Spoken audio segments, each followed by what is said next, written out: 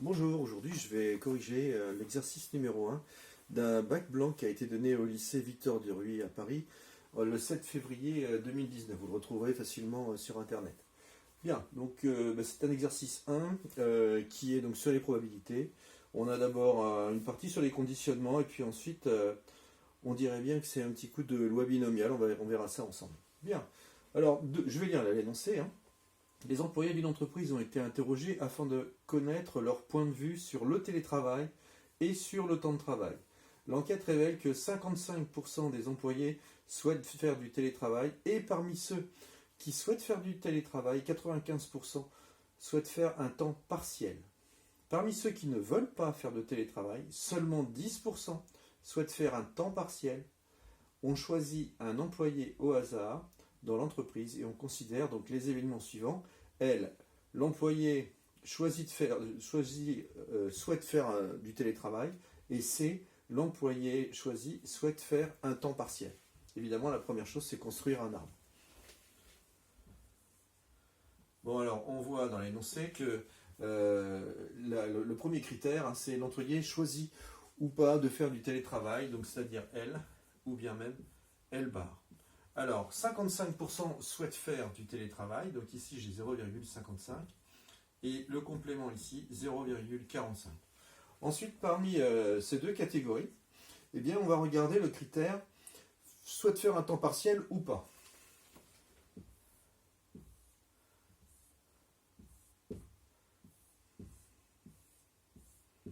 Alors, dans le cas, je lis, l'enquête révèle que parmi ceux qui ne veulent pas, parmi ceux qui souhaitent faire du télétravail, donc on est ici, eh bien 95% souhaitent faire un temps partiel. 0,95, 0,05, et enfin la deuxième, parmi ceux qui ne veulent pas faire du télétravail, donc on est ici, seulement 10% souhaitent faire un temps partiel. Donc 90% ne souhaitent pas faire un temps partiel. Voilà donc pour la première question et l'arbre pondéré. La deuxième question, quel est P de L inter C? P de L inter C. P de L inter C, on se trouve ici. Donc pour me rendre ici, je vais multiplier entre elles toutes les probabilités, c'est-à-dire 0,55 fois 0,95.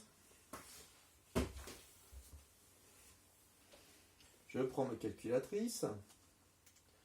C'est parti. 0,55 fois 0,95. Et je trouve 0,5225. Voilà. Pour cette deuxième question. Troisième question. Montrer que P de C est égal à... Alors, ils nous disent que normalement, ce serait égal à 0,56 75.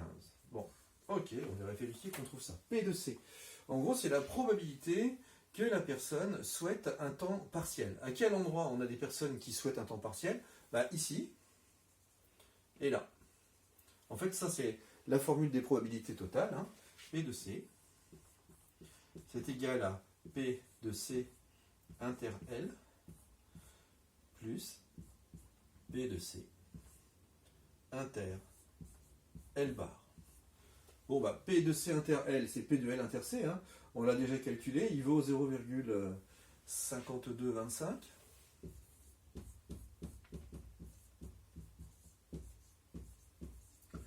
Plus P de C inter L bar, c'est-à-dire P de L bar inter C, c'est la même chose.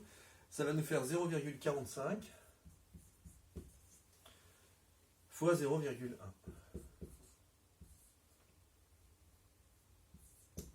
Bon, je reprends ma calculatrice. Alors, 0,45 fois 0,1, ce qui me fait, en effet, je trouve le bon résultat, 0,5675. Très bien. Ça, c'était pour la troisième question. La quatrième question, on nous demande de calculer P sachant L, P de L, sachant C. Donc c'est la probabilité de l'événement L, sachant que l'événement C est réalisé. Et on veut en donner un arrondi à 10-4 près. On va interpréter ce résultat après dans la suite de l'exercice. Bien, bon bah j'ai une formule pour ça. Hein. C'est P de C inter L sur P de C. La P de C inter L, hein, on l'a déjà calculé, c'est P de L inter C. Donc ça fait 0,5225 sur P de C. Bah, P de C, je viens juste de le calculer.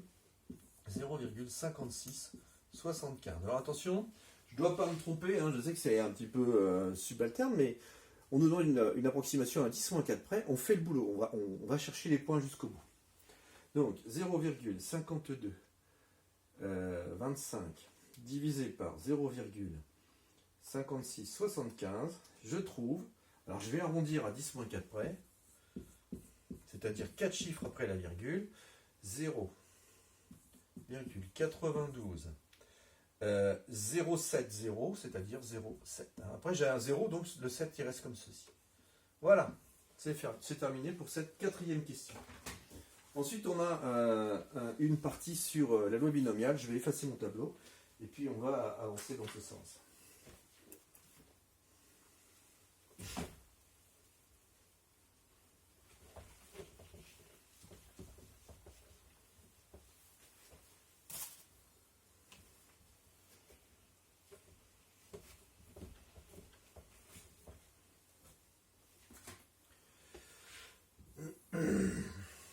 Question 5. Alors, je lis. Alors, c'est parti. On interroge successivement, oh, j'aime bien ce mot, et de façon indépendante, 4 employés indépendantes, identiques et indépendantes. Oh, ça me rappelle quelque chose. Donc, je reprends. On interroge successivement et de façon indépendante 4 employés à partir au hasard, pris au hasard, parmi les employés de l'entreprise. Soit X, la variable aléatoire, qui donne le nombre d'employés qui souhaitent faire du temps partiel. Le nombre d'employés étant suffisamment grand, on assimilera l'expérience aléatoire à un tirage avec remise. Ok. Quelle est la loi suivie par grand X et préciser les paramètres de cette loi? Bon, ben c'est parti. Il n'y a plus rien qui est écrit.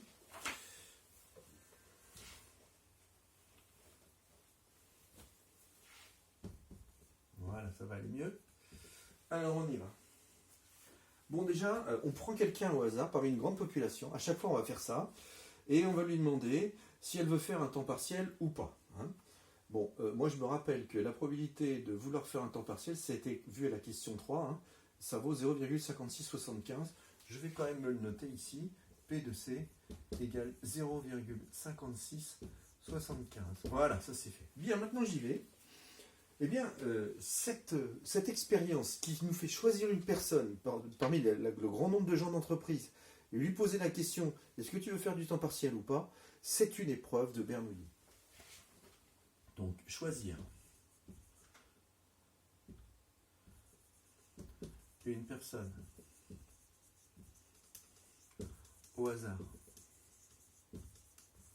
et lui demander si elle veut faire du temps partiel ou pas est une épreuve de Bernoulli.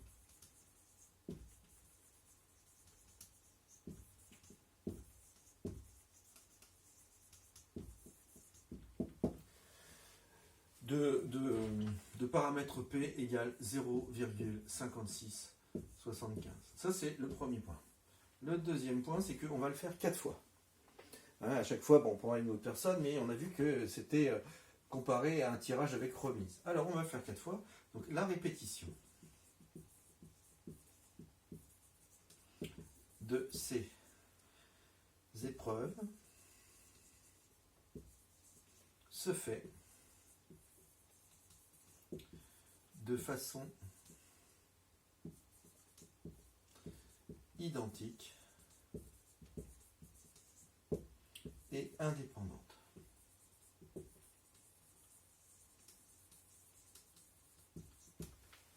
Il ne reste plus qu'à conclure. Donc, la loi grand X qui comptabilise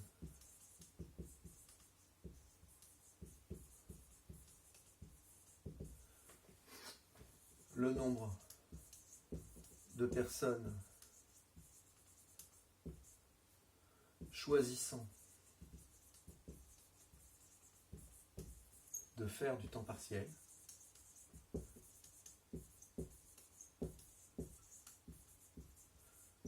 suit la loi binomiale BNP, c'est-à-dire dans notre cas B4 et 0,5675. Voilà, c'est exactement comme ça qu'il faut rédiger lorsqu'on vous demande de justifier quelle est la loi grand X. Si c'est une loi binomiale, si vous la reconnaissez, eh bien, il faut impérativement écrire de cette manière-là. Les deux mots importants sont là, identique et indépendante. D'abord, on identifie aussi la loi de Bernoulli, en tout premier lieu. Et ensuite, eh bien, on conclut en disant que, en donnant, attention, c'est une loi de binomiale, mais en donnant ces deux paramètres, le nombre de fois où on va répéter l'épreuve de Bernoulli et la probabilité de succès de cette épreuve de Bernoulli. Bon, petit b, il est là. Bon, maintenant, c'est du calcul. Quelle est la probabilité qu'aucun des 4 employés interrogés ne souhaite faire du temps partiel? En donné la valeur arrondie à 10-4 près. P de grand X est égal à 0. Bien. Ben, on y va. Je prends ma calculatrice. Voilà, vous n'allez pas voir certainement. Mais moi je la prends. Statistique. C'est une loi de distribution, une loi binomiale. Donc c'est du BPD. C'est parti. Alors, X, il vaut bien 0. Nous avons les paramètres qui sont 4 et une loi de succès 0,56, une probabilité de succès 0,5675. Et je trouve 0,0, alors on m'a dit à 10-4 près, 0,0349,9, 349,9, ça veut dire 350. Voilà. Enfin, petit c, dernière question. Calculer la probabilité qu'au moins 2 employés souhaitent faire un temps partiel. P de X supérieur ou égal à 2. Bon, je vais me faire un petit dessin. C'est parti. Donc moi j'ai vu que c'était soit 0, soit 1, soit 2, soit 3, soit 4 personnes qui ont envie de faire du temps partiel. Au moins 2, on est là, en fait, c'est toute cette zone-là. Bon, moi ce que je vois, comme la calculatrice ne sait calculer que des P de X inférieur ou égal à quelque chose, mais en fait, P de X supérieur ou égal à 2, c'est égal à 1 moins P de X inférieur ou égal à 1. En effet, cette zone-là, eh bien, c'est la totalité, c'est-à-dire 1, moins ceci, c'est-à-dire P de X inférieur ou égal à 1. Bon, j'y vais. P de X inférieur ou égal à 2. Je prends ma calculatrice de nouveau. Alors, cette fois, c'est X inférieur ou égal à 1. Il y en a 4. En revanche, non, c'est pas ça. Il faut que je prenne BCD. Voilà. Donc c'est 1. C'est parti. C'est-à-dire 1 moins 0,2186.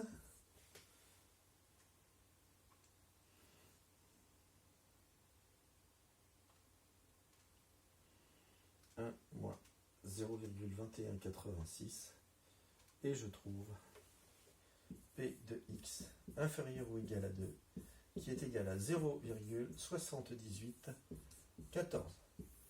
Voilà, cet exercice est terminé. Je vous remercie.